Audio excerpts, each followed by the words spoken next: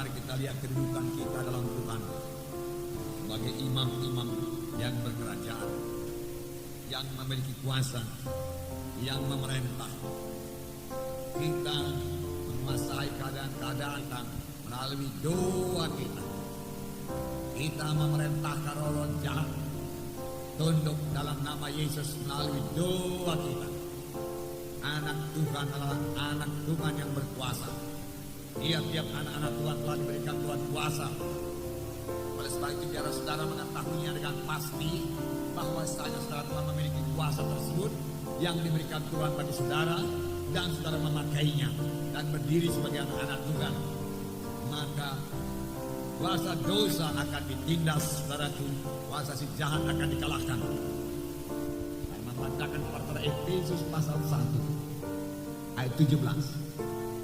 Dan meminta kepada Allah Tuhan kita Yesus Kristus, yaitu Bapa yang mulia itu, supaya Ia memberikan kepadamu roh hikmat dan wahyu untuk mengenal Dia dengan benar, dan supaya Ia menjadikan mata hatimu terang, agar kamu mengerti pengharapan apa yang terkandung dalam panggilannya, betapa kayanya kemuliaan bahagia yang ditentukannya bagi orang-orang kudus, dan betapa hebat kuasanya bagi kita yang percaya, sesuai dengan kekuatan kuasanya, dan seterusnya.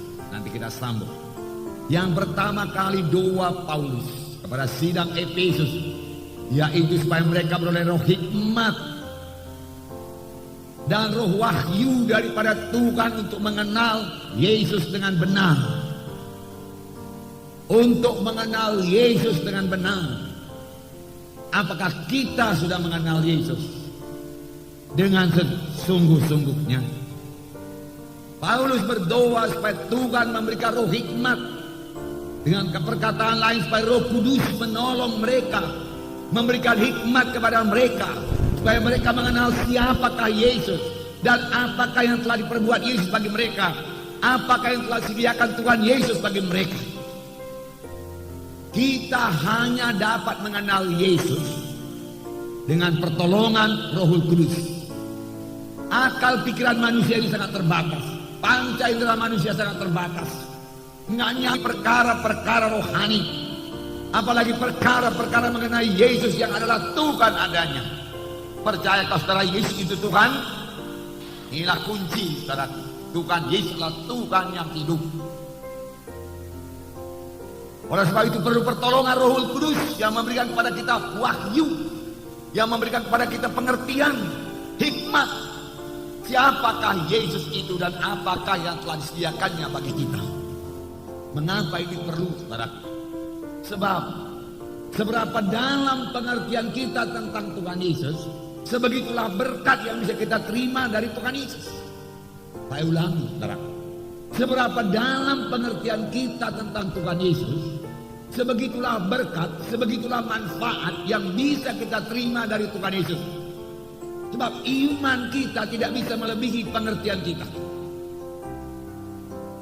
Oleh sebab itu perlu sekali kita mengenal Yesus lebih dalam lagi.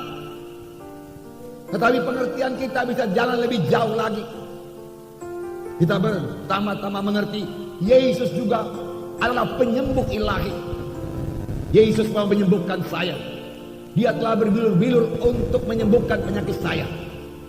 Tidak ada yang mustahil pada Tuhan Yesus. Yesus hidup. Bilur-bilurnya masih berkuasa sekarang ini. Firman Tuhan juga berkata, oleh bilur-bilurnya kamu sudah sembuh. Lalu saudara mulai beriman, karena saudara mengerti Yesus itu penyembuh adanya. Ku terima bilurmu Tuhan, mulai bilur Yesus aku sembuh Tuhan. Hari ini kita melihat saudaraku Yesus lagi, amin. Siapakah Yesus? Saudaraku, Tuhan Yesus adalah penguasa tertinggi di sorga dan di bumi. Saudara melihat banyak kerusuhan terjadi di dunia ini, banyak kejahatan terjadi dalam dunia ini, saudaraku. Setan gentayangan di dunia ini, saudaraku. Kejahatan merajalela di dunia ini. Tapi satu hal yang pasti, saudaraku, Tuhan Yesus masih di atas takhta dan Tuhan Yesus tetap memegang kendali. Bukan setan yang memegang kendali, Tuhan Yesus memegang kendali. Termasuk Tuhan Yesus memegang kendali atas Indonesia ini, saudaraku. Dia yang berkuasa. Nah, Efesus pasal 1 ya. Ayat 20. Kita sambung ayat yang tadi. Yang dikerjakannya dalam Kristus dengan membangkitkan dia dari antara orang mati dan mendudukkan dia di sebelah kanannya di sorga. Jauh lebih tinggi dari segala pemerintah dan penguasa dan kekuasaan dan kerajaan dan tiap-tiap nama yang dapat disebut.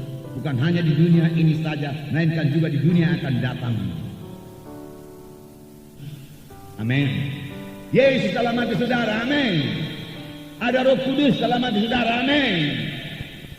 Nah, itulah yang memberikan pengertian kepada saudara, membawa kehidupan kepada saudara, membawa perubahan ajaib dalam hidup saudara. Amin. Yesus yang di dalam saudara itu, Roh Kudus yang di dalam saudara itu sama saja. Amin saudara. Karena memiliki Roh Kudus dalam hati saudara, puji Tuhan. Dan di mana ada Roh Kudus itu ada kebebasan. Oleh sebab itu tidaklah selayaknya ada anak Tuhan yang terikat. Mengapa anak Tuhan ada yang terikat? Karena dia memang membiarkan ikatan itu di situ. Boleh jadi dia masih suka sedikit-sedikit. Tetapi sepanjang dia mau bertindak dalam nama Yesus dan berkata dengan tegas, aku tolak engkau semua ikatan-ikatan dalam diriku. Tuhan ini sudah memerdekakan aku. Aku merdeka sekarang, aku bebas sekarang. Sama sebagaimana orang Israel di Mesir bebas daripada perbudakan. Sekarang aku juga bebas daripada perbudakan dosa. Bebas daripada perbudakan penyakit, bebas daripada perbudakan kemiskinan, bebas daripada perbudakan kebodohan akan perkara rohani. Tuhan memberikan pemikiran yang baru kepadaku.